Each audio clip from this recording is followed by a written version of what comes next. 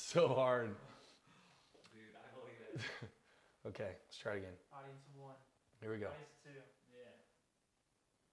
Hey guys, Ryan here. I miss you guys. I can't wait to see you again, but until then, we wanted to hop on here and continue our series through the Sermon on the Mount with a message titled Treasure and Trust. You know, if there was ever a time to consider where you're storing your treasure, this might be it. As many of you know, we are in the middle of what could be an economic crisis. The stock market is plummeting. The unemployment rate is increasing. Families who have invested their entire lives into businesses are being forced to shut their doors, and it's devastating. Honestly, if there was ever a time to consider where I'm storing my treasure, this would be it. Now, I can't speak for you, but I know that for myself in a season like this, I have to ask myself, what am I really putting my trust in? Is it my savings account? Is it my job security? Or is it even in my typical Sunday community that I experience?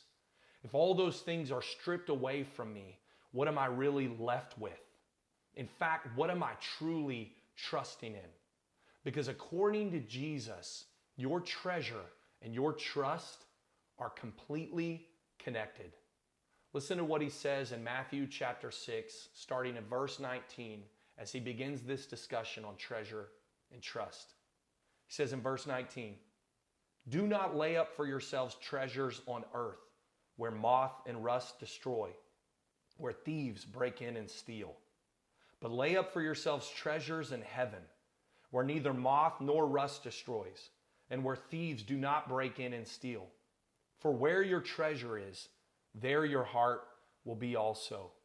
You see, these words spoken by Jesus some 2,000 years ago ring truer than ever. So when navigating your treasure here on this earth, your lot, your possessions, what you're finding security in, Jesus says the first directive is this: stop. Stop storing here. Listen to what he says in verse 19. "Do not lay up for yourselves treasures on earth, where moth and rust destroy, and where thieves break in and steal." You see, in the ancient world, treasures emanated from three primary sources: clothing, food, and jewels and supplies.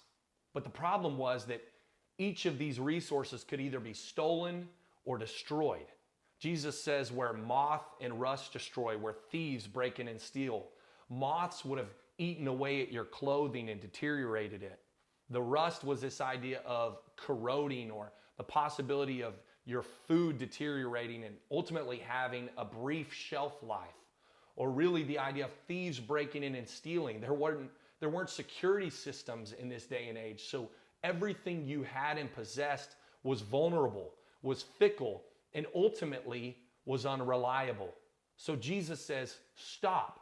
Stop storing here. Stop trying to find security in everything that you have here. Now you may ask why. Why is Jesus so concerned with that? Really, the heart of the matter here is what we call self-sufficiency. It's the idea that all of us are trying to find security and comfort in what we possess here and what we have here, rather than in who we know. So Jesus says we have to stop. We have to stop trying to be self-sufficient and secure in what we have rather than in who we know. We have to stop. But the second direction Jesus gives us in the text is that we have to start. Listen to what he says as he continues. "But lay up for yourselves treasures in heaven, where neither moth nor rust destroys, and where thieves do not break in and steal." The second point is this: start. Start storing there. You see, God is the greatest investment banker of all time. Everything you invest in Jesus that you use for kingdom purposes is completely secure, is completely protected and kept. Peter says it like this in chapter 1 of 1 Peter, that you invest into an inheritance that can never perish, spoil, or fade.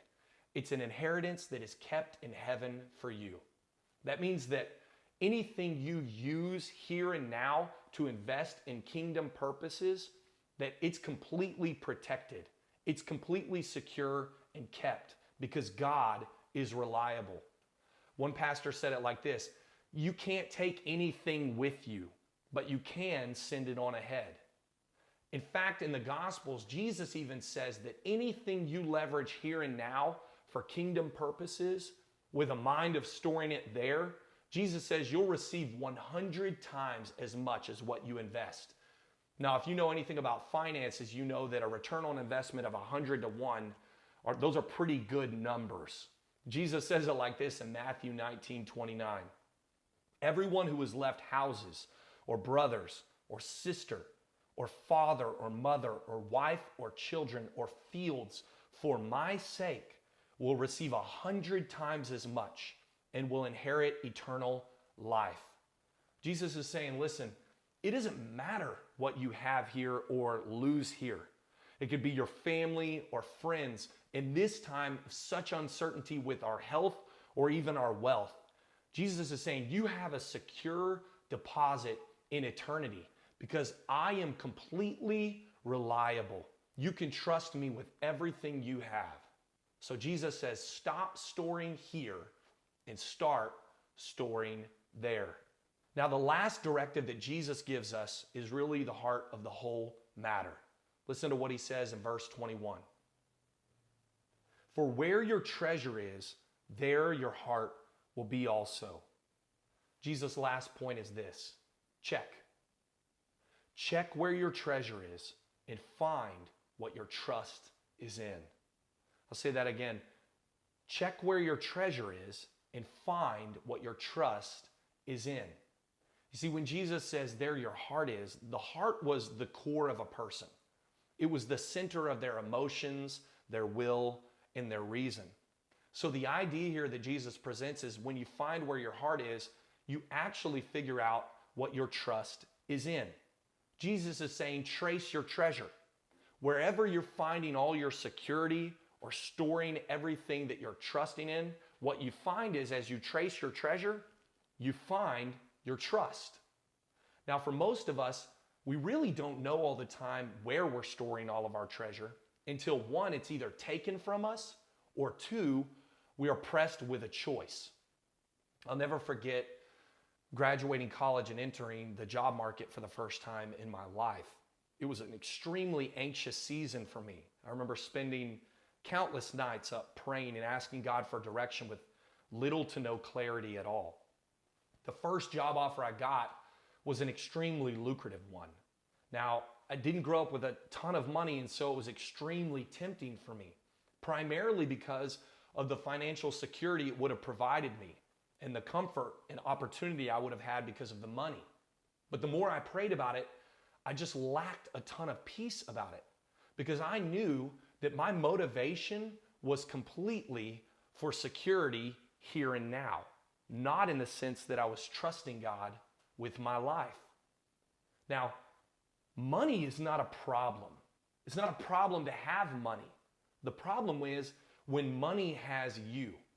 You see, God's not so concerned with what's in our hands.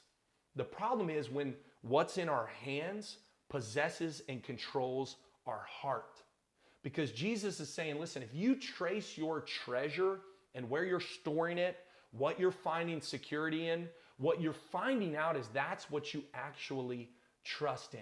Because your treasure and your trust are completely connected. And if you don't believe me, listen to how Jesus closes Matthew 6 with verse 24. No one can serve two masters, for either he will hate the one and love the other, or he'll be devoted to the one and despise the other. You cannot serve God and money. So the question is, what am I supposed to do? If my treasure and trust are so completely connected, then how am I supposed to navigate my life here and now with what I possess or the money that I have, the time and the talent that God has given me? You may even think, Ryan, this message doesn't apply to me at all because I don't have any money. Maybe in this season you don't have anything at all. But the reality is this: you are storing somewhere.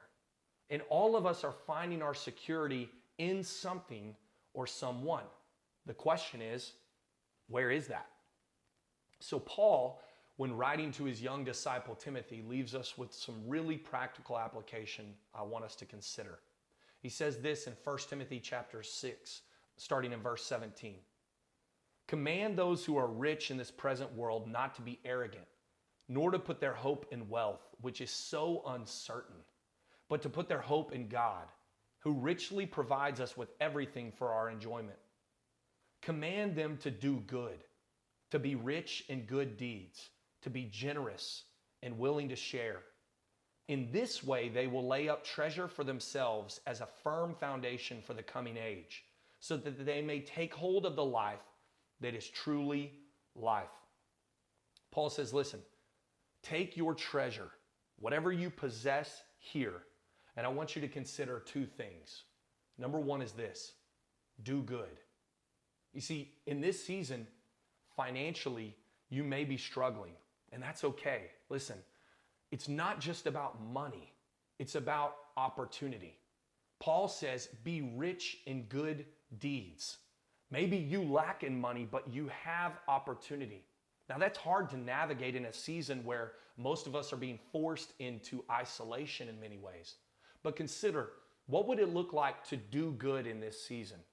What would it look like to spend your time and your energy, your investment in the people you can, whether through a text message or a phone call, reaching out to folks to do good, to invest in things that are actually helping people just beyond your own measure of security for kingdom purposes, storing there and not here. Paul would say first, look to do good. The second thing he would say is this: be generous. With whatever you have, whatever possessions or property or money, look to be generous. In 1 Corinthians chapter 8, Paul would say it like this: in proportion to what you have, help. It doesn't matter how little or how much you have. It's really not how much your hands possess, but really the posture of your heart in the process. Paul says, be generous. Find a family in need or a friend in need, a local business in need, and look to leverage what you have to be generous for others. Paul even quotes Jesus saying, it's better to give than it is to receive. This is a better way of life, not trying to simply find all of your security in what you possess, but rather in who you know, knowing that God is completely reliable and you can trust him. Listen, group, your treasure problems are actually trust issues. So here's a question for you. When was the last time you found yourself in a position where you had to trust God? You see, with a teaching like this that is so antithetical to our entire culture, Jesus is asking you to put yourself in a position where you only have one option. That option is to trust God. All of us have the option of simply just storing more here, creating more security for ourselves, building in more self-sufficiency with what we have or what we possess or our money. Every one of us has the option of hoarding all of our supplies and going to H-E-B and buying everything that we find. But God is saying, listen, I want you to put yourself in a position to trust me, where I'm your only option, where you leverage your resources and your treasure here for a kingdom purpose, for people, and storing it with me there. Because when God is your only option, that's your best option. And without putting yourself in that position, you'll never know the truth of seeing a God who is completely reliable and completely faithful. You know, we've seen countless examples of this over the past few days, from a community group coming around a single mother in this time to help provide for her in need, from city officials encouraging us to continue to shop local so we can support the thousands of businesses that are being forced to close their doors, to the countless secret gifts that many of you have been giving